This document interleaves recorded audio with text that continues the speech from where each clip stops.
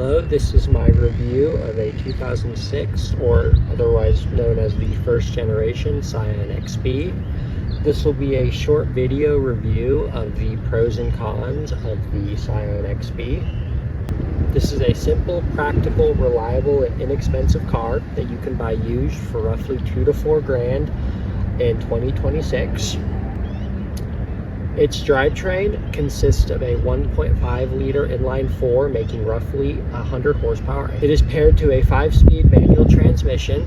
It did come optionable with a automatic 4-speed transmission, but mine is a base model, so it has the manual transmission. On 15-inch alloys, it had the option of these alloys and 15-inch steel wheels, but it only had 15-inch wheels as the standard option.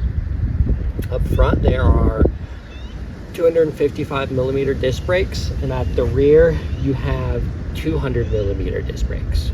And that is overall the drivetrain and specs of this car. It is very simple and it is very bare bones.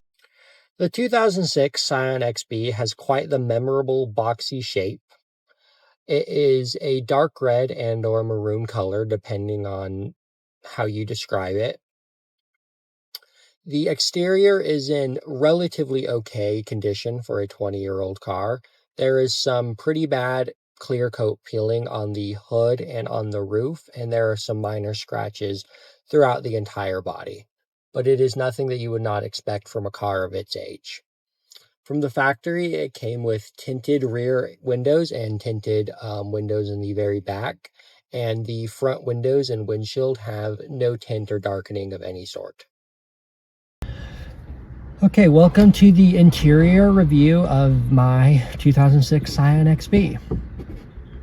This car has a very simple interior. There's not many bells and whistles. It is very utilitarian with just the things that you would need for a daily commuter car. It has a head unit that has AM and FM radio. It has a CD player, and it has the ability to plug in an aux port. That all connects to 6 speakers, 4 in the front and 2 in the rear, that aren't anything to write home about, but they are more than adequate for daily driving and listening to music. This car has a very simple climate control system, where the only thing you have is your temperature control from cold to hot. You have your fan control, and you have the direction to where you want it to blow. And you have the ability to turn on the AC or off the AC, or turn on your front and rear window defrosters, which are both in one button. The back seat of the Scion XB is very simple, even more simple than the front. There are no climate control vents. There are no vents of any sort back here. You have two electric window controls for the both back passengers. You have manual door locks back here. You have one cup holder that you share with the front seats, and you don't really have too much back here. There's no center console. There's not really any door console.